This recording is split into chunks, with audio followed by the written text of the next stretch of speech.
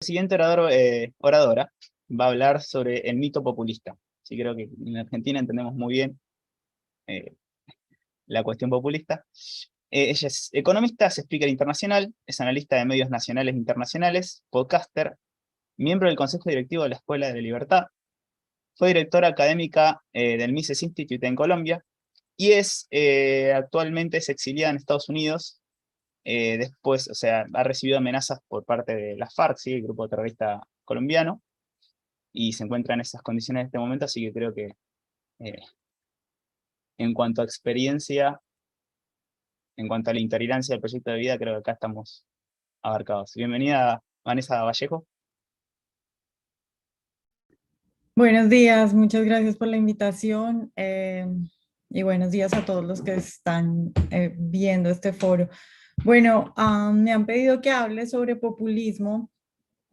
Yo voy a empezar haciendo una especie de aclaración o de precisión sobre ese término que, en mi opinión, creo que han tergiversado y creo que no se han apegado a la definición de lo que en teoría política es populismo, para luego, después de hacer esa pequeña aclaración, pasar un poco a los asuntos de fondo que creo que todos compartimos y que creo que es lo que a todos nos interesa, aun cuando tengamos definiciones diferentes de lo que puede ser el populismo. Yo creo que por estos días hay gente que eh, simplemente califica de populismo todo lo que no le gusta. Entonces, cualquier cosa que le desagrada, eso es populismo y el populismo se ha vuelto casi que una palabra vacía para designar cualquier cosa que no nos gusta en política y cualquier cosa desde izquierdas hasta derechas y de lo que sea. Ahora, según la teoría política, el populismo es una estrategia discursiva. Es decir, el populismo no es una cuestión de ideología, el populismo no es una teoría económica en sí misma, el populismo es una estrategia discursiva. Una estrategia discursiva que creo yo que es imposible, desde la teoría política también está planteado así, apartar de la democracia. Entonces, eso dicho, entendiendo que el populismo, en mi opinión, y repito, yo creo que en amplio consenso desde la teoría política, no es en sí mismo algo malo, en tanto que es una estrategia discursiva. ¿Qué hay detrás de esa estrategia? ¿Cuál es el fondo o cuál es el fin? Es otra cosa y puede ser bueno o puede ser malo. Hace algunos años se hizo viral un video del profesor Huerta de Soto en el que decía él que a él le molestaba mucho cuando decían que había que salvar la democracia del populismo, porque la democracia era en sí mismo populismo, decía él. Estoy simplemente parafraseando lo que decía el profesor Huerta de Soto. Y yo estoy de acuerdo con eso. ¿En qué sentido? En el sentido de que eh, el pueblo, para un liberal, para nosotros libertarios, el pueblo en sí mismo no existe, porque ¿qué es el pueblo? Pues el pueblo es la gente, pero nosotros creemos que cada individuo es en sí mismo diferente y tiene fines diferentes que se consiguen de maneras diferentes, ¿verdad? Por eso a nosotros no nos gusta la palabra pueblo, porque no hay algo así como el pueblo. Ahora, en política se utilizan conceptos para simplificar las cosas y el pueblo, en teoría política, viene a ser la mayoría, viene a ser lo que la mayoría de la gente cree. Entonces, los políticos, ¿qué es lo que intentan para ganar una carrera presidencial o para ganar algunas elecciones? Pues hacerse ellos mismos la voz del pueblo. Que repito, para nosotros el pueblo por supuesto no existe, pero para la gente del común sí existe, porque la gente del común dice, bueno, lo que acaba de pasar, por ejemplo, ahora en Colombia, que ha ganado Gustavo Petro, bueno, es que Petro quiere ayudar al pueblo, ese era como su eslogan, como su idea, quiere ayudar al pueblo, está con los más necesitados, ¿no? Entonces, si bien nosotros entendemos las cosas diferentes en teoría política y en la práctica política, el pueblo sí es un concepto válido y es un concepto que se utiliza y es muy importante para ganar elecciones. Ahora, habiendo hecho esa aclaración, que también hay una cosa que a mí me preocupa, y es que si llamamos populismo a cualquier cosa, entonces los socialistas van a salir a decir es que nosotros no somos malos, los malos son los populistas, nosotros somos socialistas. Entonces yo sí creo, digamos, a mí me gustaría que se utilizara apropiadamente el término, que no utilizáramos el término populista para cualquier cosa que nos disgusta y que no comparáramos cosas que son muy diferentes. Por ejemplo, a mí me molesta mucho cuando la gente dice, es que es igual, por ejemplo, un Trump que un Maduro. Pues por supuesto que no, en ninguna medida. Es decir, la gente con Trump no vivía mal, la gente con Maduro se está muriendo de hambre. Entonces, que claro, que los dos pueden tener estrategias populistas, claro que sí, estamos de acuerdo. Los dos son malos, los dos tienen a la gente aguantando hambre, no. Entonces, para mí, utilizar esa palabra y ponerlos a los dos en el mismo nivel es una falta de respeto, sobre todo con la gente, que la gente no es tonta, a ver. Si tú le comparas a Trump con Maduro y le dices que es lo mismo, pues la gente va a decir, bueno, este o me cree tonto o él es tonto, ¿no? Entonces yo sí utilizaría este término con mucho más cuidado. Habiendo aclarado eso, voy al punto que creo yo que es lo que hay detrás y que es lo que todos en el mundo liberal y libertario queremos combatir o queremos hacer trabajo respecto de eso.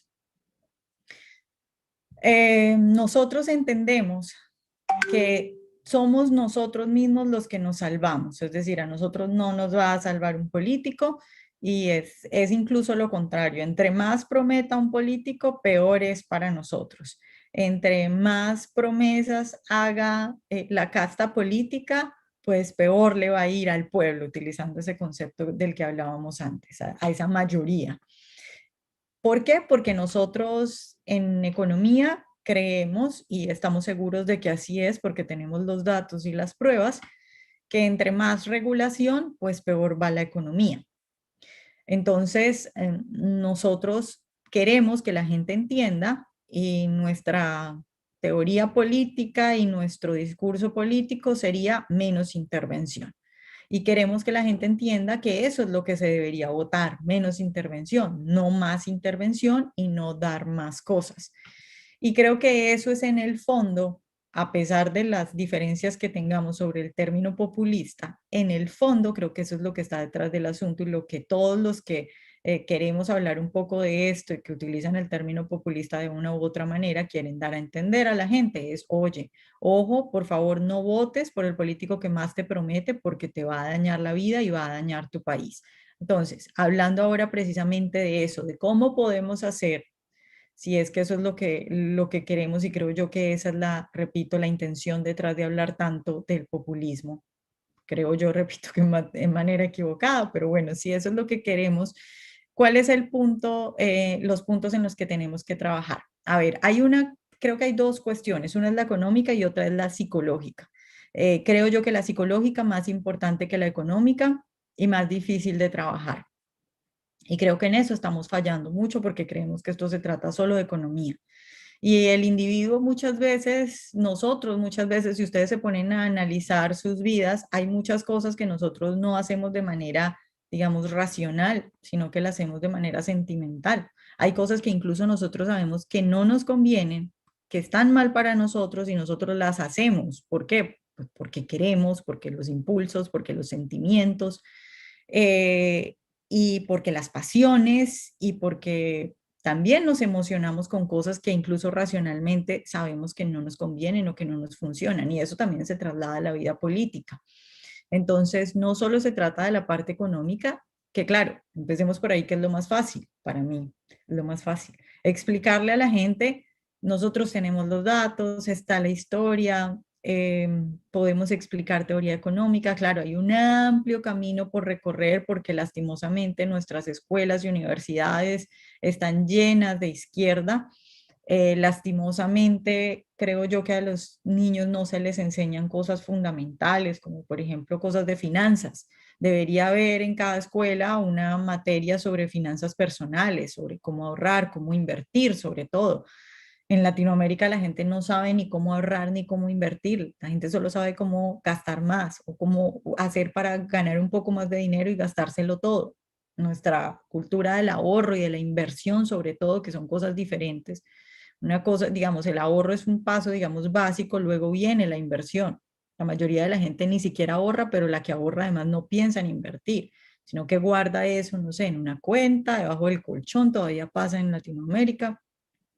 Entonces debería ser importante que esas cosas ocurrieran y no ocurren. Entonces tenemos que hablar de economía, tenemos que hablar en un lenguaje simple, en un lenguaje sencillo, sobre todo intentando, yo creo que más que hablar en el ámbito macro, en el ámbito micro, porque muy poco le interesa a la gente lo del PIB, la gente no sabe cómo se come el PIB, la gente no sabe si, no sé, un punto, 2 puntos del PIB le van a hacer una mejor vida, no lo emociona tampoco. Es decir, si usted coge a alguien de la calle que no sabe nada de economía y le va a empezar a hablar de cómo subir el PIB, pues no creo que le emocione mucho.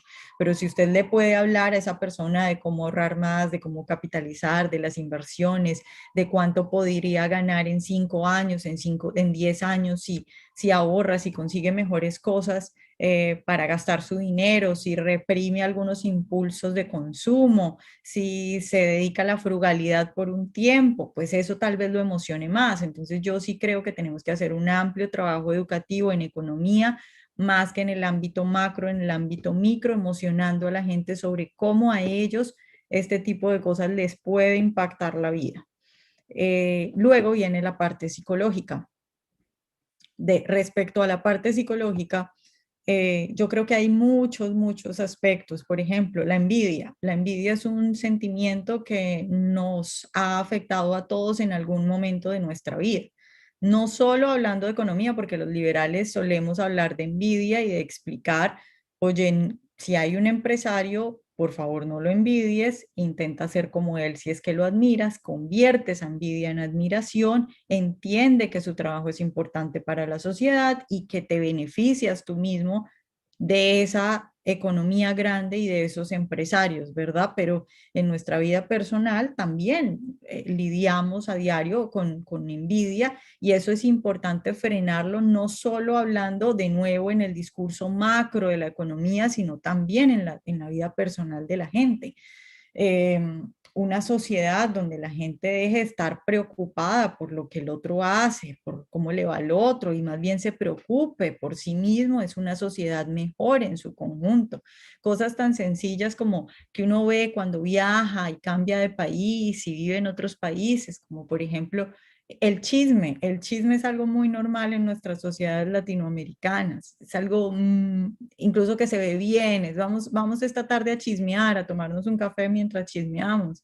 Eso en otros países, la verdad es que no, uno no se sienta a hablar de otras personas, uno no se sienta a hablar mal de 10 personas, no, porque uno se ocupa en su vida y creo que eso es importante, eso cambia mucho la manera en la que uno ve el mundo, ¿no? Entonces, y eso es una cuestión psicológica. Ahora, a modo, digamos, general, yo creo que de las cosas más importantes que deberíamos trabajar en las cuestiones psicológicas y literalmente yo creo que deberíamos sumar a nuestro equipo psicólogos. Miren, por ejemplo, la escuela de Frankfurt, de la que hablamos muchas veces, estaba conformada sobre todo por psicólogos, por gente que entendía de psicología o que eran psicólogos de carrera y que se inspiraron en grandes psicólogos para hacer su teoría, porque de verdad que esto no se trata de números fundamentalmente, y eso es un gran error que creemos los liberales, que esto se trata de números. Si se tratara de números, el mundo ya estaría resuelto, porque los números es que los tenemos todos. Entonces se trata de psicología, que es muy difícil. ¿Cómo cambias tú la manera de pensar y de sentir de una persona? Es muy difícil, porque tiene que ver con valores, tiene que ver con su educación en la casa. Entonces, una de las grandes cuestiones que tenemos que nosotros enfrentar tiene que ver con el miedo a la incertidumbre. Así como la envidia, también está el miedo a la incertidumbre, que es algo también con lo que lidiamos todos a diario. Es ese pensamiento de qué pasa si me quedo sin trabajo, qué pasa si alguien en mi familia se enferma, si yo me enfermo, tengo quien me cuide, cuánto tiempo tengo yo de ahorros para vivir sin un ingreso, si me quedo sin trabajo. Eh, ¿Puedo yo sacar adelante a mi familia? Todo ese tipo de cosas nos atormentan a todos los seres humanos en alguna medida. Y esto, repito, no es una cuestión solo económica, es una cuestión psicológica que muchos psicólogos en sus terapias tratan. La gente que sufre de ansiedad o que sufre de depresión por este tipo de cosas, que en realidad muchas de estas cosas ni siquiera han pasado, es el miedo a que eso pase. Ahora, eso trasladado a la política, cuando uno tiene mucho miedo a que eso le pase, cuando uno vive en una inseguridad económica constante, que venga un político y te prometa que el día que tú no vas a tener salario, va a haber un seguro y te va a dar el Estado un salario, eso te da tranquilidad. Y por eso la gente vota a ese tipo de políticos. Que cuando tú no tienes seguridad, pero no hablo solo física y material, sino emocional, que tú no te crees capaz de salir adelante ante las adversidades, y llegue un político y te prometa que si te enfermas, el gobierno va a pagar absolutamente toda tu cuenta del hospital, eso te hace votar por él. Que un político venga y te prometa que va a pagar la educación de tus hijos hasta la universidad, eso hace que votes por él. Todas esas miedos que fíjense ustedes, eso no viene de una ideología política, eso no viene de si me considero de derecha o de izquierda, yo creo que viene, repito, de una cuestión de seguridad y de cuestiones emocionales y de cuestiones psicológicas, terminan condicionando muchas veces las decisiones políticas que toman los individuos. Ahora, cosas para analizar y para que yo creo que debemos conversar con la gente respecto de esto. En Venezuela, por ejemplo, Maduro, pero en realidad Chávez, que fue quien inició este proyecto revolucionario, como lo llaman ellos, que eso también sería muy interesante analizar, que es la cuestión del lenguaje. Proyecto revolucionario suena muy bonito. Nosotros somos malísimos para poner nombres. Ellos son muy buenos para poner nombres. Entonces, Chávez, que empezó este proyecto revolucionario, prometía absolutamente de todo. Ahora, ¿cuánta seguridad tiene alguien en un país como Venezuela y cuánta seguridad tiene alguien en un país como Estados Unidos?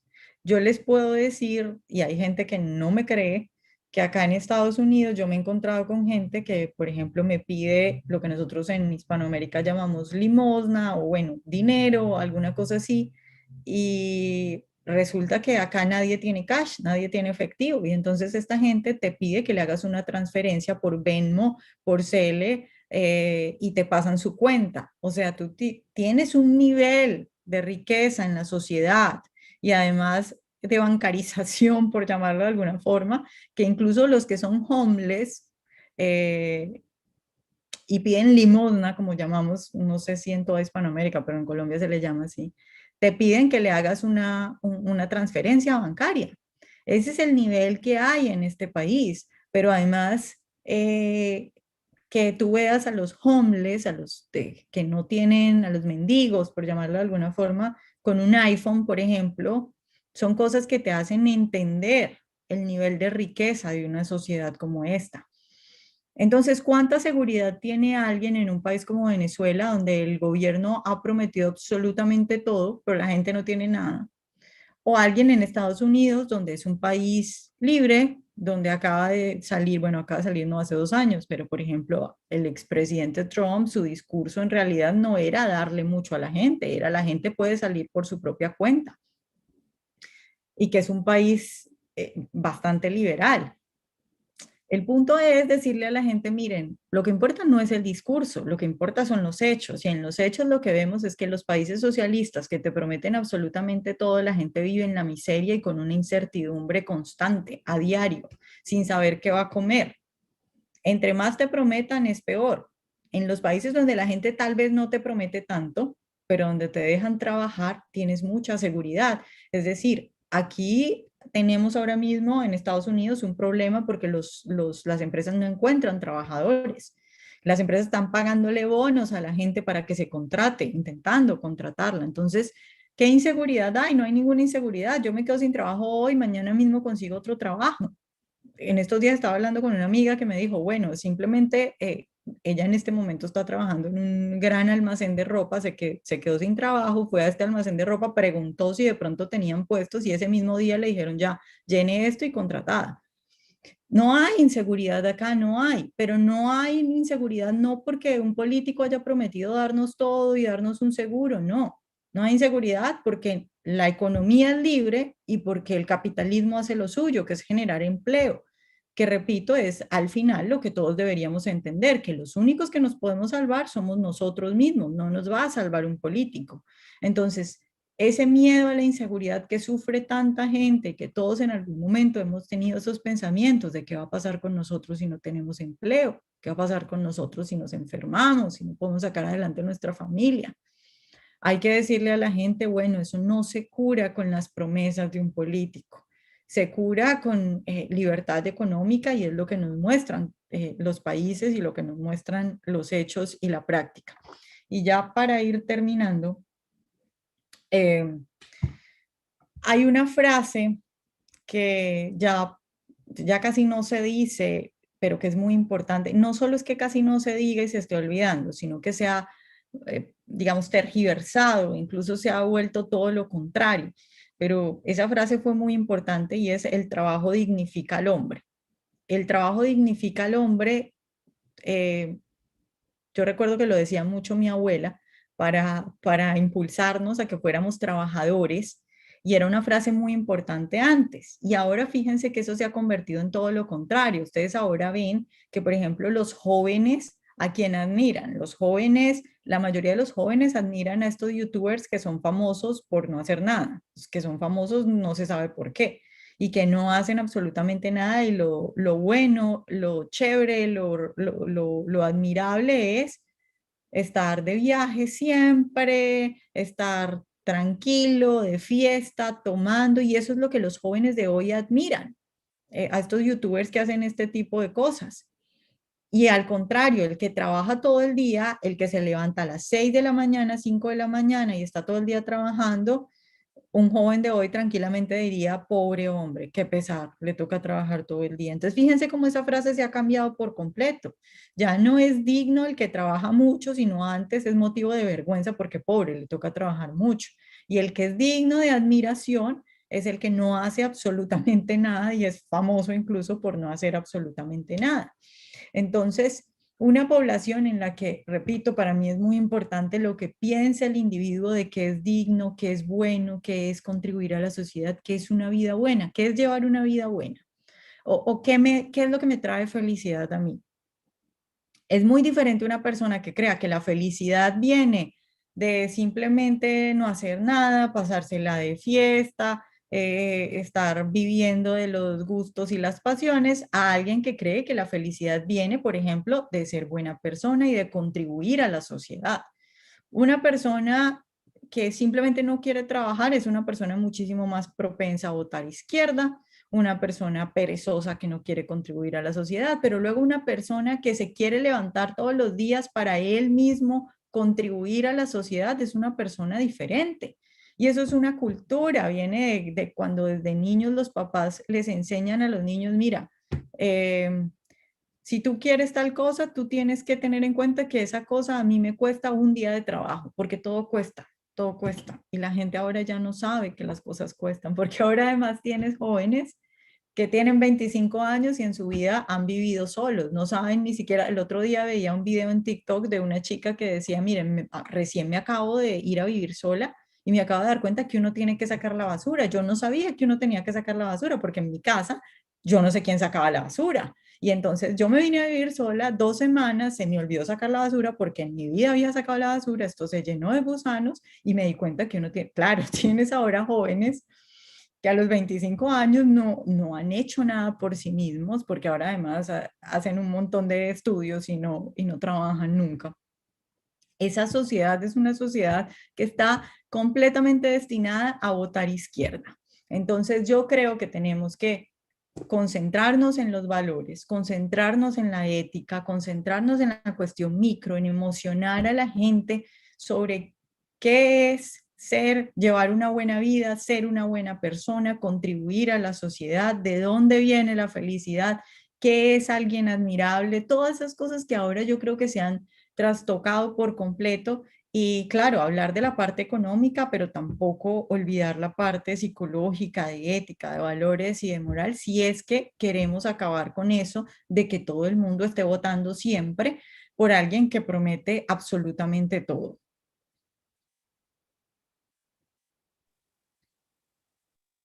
Muy bien, muchas gracias. Creo que has hecho bien en poner blanco sobre negro en cuanto al concepto de populismo. Yo te iba a hacer una pregunta mientras espero a ver si alguno de los presentes en la sala tiene alguna otra consulta respecto al tema. Yo creo que hay muchas, es un tema súper súper diverso para tratar. Eh, no nombraste a Trump. De Trump, sobre todo acá, y yo creo que en un contexto internacional se ha dicho populismo de derecha, populismo de derecha, populismo de derecha, se le ha llamado de esa manera, pero marcaste bien esta correlación que hay entre el populismo, porque lo dijiste, es una estrategia discursiva, y lo que es la democracia. Digo, vos proponés tus proyectos, haces promesas, de alguna manera las haces. Pero hablaste sobre quién promete más, quién promete menos. ¿Qué pensás en cuanto a lo que se llama populismo de derecha, específicamente? Bueno, siempre que me preguntan sobre populismo de derecha, empiezo repitiendo. Creo que el populismo, porque luego me sacan de contexto, creo que el populismo no es algo malo o bueno en sí mismo, es una estrategia discursiva. Entonces, si esa estrategia discursiva se utiliza para esa derecha con la que yo estoy de acuerdo y con la que quiero que gane, no tengo ningún problema. Adelante con el populismo. Y si yo además entiendo que la democracia, porque así es como lo entiendo yo y repito, esto no es que yo me lo invento, o sea, la teoría política lo explica así, si uno va a estudiar ciencia política, eso es lo que le van a enseñar sobre populismo. Eh, la democracia viene de, esto pongámoslo en términos secos y crudos, viene de qué es lo que quiere el pueblo, claro. Entonces, si un político quiere llegar al poder, lo que va a hacer es preguntarle a la gente, ¿usted qué quiere? Yo le ofrezco lo que usted quiere. Así funciona, esas son las reglas. Entonces, ese es el juego que hay que jugar. A mí me cuesta mucho trabajo y ojo, que esto no se trata de ni de comprar votos, ni de prometer casa, piscina, beca a todos, no, se trata de que la gente identifique ese político como la voz del pueblo. Entonces, cuando por ejemplo, un Milei habla de la casta política y pone a la casta en contra del pueblo, o más bien al pueblo en contra de la casta política, ese es un concepto del populismo y está muy bien utilizado, me parece a mí, para decirle a la gente, miren, somos nosotros contra estos políticos que nos están jodiendo la vida. Eso es populismo y está muy bien. Entonces yo digo, adelante con el populismo de derecha, si es una derecha que promueve la libertad económica, si es una derecha que no es esa derecha, porque también como hay varios tipos de izquierda, hay varios tipos de derechas. Entonces, si es esa derecha que no es una derecha por el control de precios o en contra de las importaciones, por ejemplo, sino que es una derecha liberal, adelante con el populismo. Yo creo que hay que emocionar a la gente, esa es la clave. Si vas a participar en el juego de la democracia, tienes que emocionar a la gente y hablar de sentimientos, porque la política se trata de pasiones, no se trata de economía, lastimosamente. Bien, gracias. Estamos recibiendo muchos comentarios, o sea, te están halagando mucho, que estuvo muy buena tu presentación. No tenemos tanto preguntas, pero sí acá hay un comentario que tal vez es interesante, es Toribio, Toribio lo hace, que habla un poco sobre la trampa populista. O sea, cómo, digamos, en general el socialismo ha generado las condiciones para utilizar el populismo para meter al pueblo, por decirlo de alguna manera, en esta cuestión de, bueno, no trabajar, utilizar, digamos, subir los impuestos para subsidiar lo que se llama asistencialismo. Sí. Eh, han remarcado eso puntualmente. Entonces, ¿qué pensás en cuanto a que se llame trampa populista? O sea, es correcta esa denominación?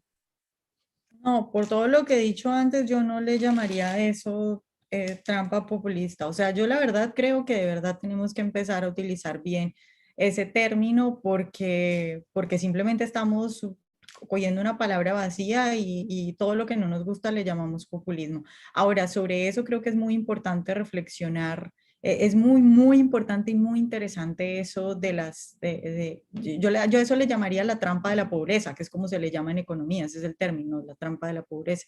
Que es claro, tú tienes una gente que tú mismo como político y por tus políticas has puesto en la pobreza y esa gente ya no puede salir de ahí porque vive de los subsidios y no quiere salir de ahí. Y ojo, esto por ejemplo se da en comunidades vulnerables, como se le llama, y son comunidades a los que los mismos políticos le han causado un daño enorme. Acá en Estados Unidos, por ejemplo, y ni siquiera se puede hablar de eso porque si hablas de eso es racismo. Acá en Estados Unidos, por ejemplo, eso es lo que se ha hecho con las comunidades afrodescendientes, porque se dijo, las comunidades afrodescendientes ganan menos, tienen menos niveles de educación, vamos a darles un montón de subsidios y esto no es porque sean de un color o de otro color, pero si uno coge a un montón de gente, miren, a ver, la gente no es mala o buena en sí misma, pero sí hay incentivos, es decir, me refiero a que no es mala o buena de acuerdo a sus características físicas o a su color de piel o algo así, obviamente no. Pero si uno coge a un grupo y a ese grupo le da unos incentivos negativos, es muy probable que independientemente de su color o de sus características físicas, esa población vaya a responder a esos incentivos negativos. Entonces, si yo digo de ahora en adelante, todos los que no tengan trabajo, yo les voy a dar un sueldo, pues ¿cuál es el incentivo para trabajar? No hay incentivo para trabajar. Puede que de pronto yo, criada por mi abuela, que me decía todos los días, el trabajo dignifica al hombre, si tú no trabajas, eres una cualquiera, no aportas a esta sociedad, pues de pronto yo no caiga ahí. Y eso, que la tentación pues es muy grande. Imagínate uno quedarse todo el día en la cama sin hacer nada o hacer lo que se le dé la gana, igual tiene sueldo, corrompen al individuo, corrompen a la sociedad. Entonces esto no es solo una cosa económica, es una cosa moral, es la política corrompiendo moralmente al individuo. Si tienes una gente que está acostumbrada a eso, es muy difícil que esas personas luego vayan a salir de ahí porque se vuelven perezosas. Entonces tienes acá en Estados Unidos, por ejemplo, lo digo porque es un caso muy particular de ay, vamos a ayudar a la población afrodescendiente, vamos a ayudar a la población afrodescendiente, es que durante décadas esa población está por debajo de los niveles de otras poblaciones, pero claro, es que si tú estás premiando la pereza, si estás premiando, por ejemplo, el tener, y esto es muy polémico, o sea, acá es muy difícil hablar de esto, premiando el tener hijos sin un papá o sin una familia, si yo te pago y te mantengo cada que tienes un nuevo niño, sin una familia, porque no tienes una familia, pues es un incentivo negativo, ¿no? Entonces, es más allá de lo económico y es muy triste porque es la política haciendo un daño moral a los individuos. Muchísimas gracias, creo que ha quedado clarísimo el tema. Realmente creo que muchos, me incluyo, utilizábamos bastante mal y creo que estaba bien titulado El mito populista. Así que te agradezco mucho tu participación. Muchas gracias a todos. Un abrazo.